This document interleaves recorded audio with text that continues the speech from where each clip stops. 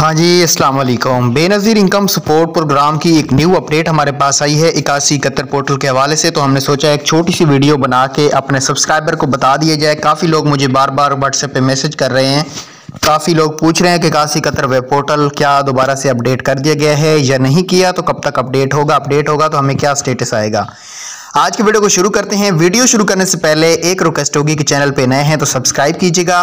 घर बैठे बगैर इन्वेस्टमेंट के भाई, अगर आप एक मेरे बहन हैं या भाई हैं, वीडियो देख रहे हैं तो भाई नीचे दिए गए व्हाट्सएप ग्रुप को ज्वाइन कीजिएगा। आप बर वक्त घर बैठे पैसे कमा सकते हैं। आज की वीडियो को शुरू कर लेते हैं। बेनज़ीर इनकम सपोर्ट प्रोग्राम की न्यू अपडेट 8171 पोर्टल को इस माह की आखिर में अपडेट किया जाएगा।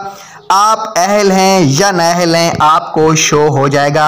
अभी आपका पहला मरहला कंप्लीट हो चुका है, दूसरे मरहले में आपको अहल नाअहल का स्टेटस फाइनल शो कर दिया जाएगा। न्यू बेनिफिशियरी और पुरानी बेनिफिशियरी के लिए ये एक पैगाम था जो मैंने सोचा अपने सब्सक्राइबर के साथ शेयर कीजिएगा। Thanks for watching.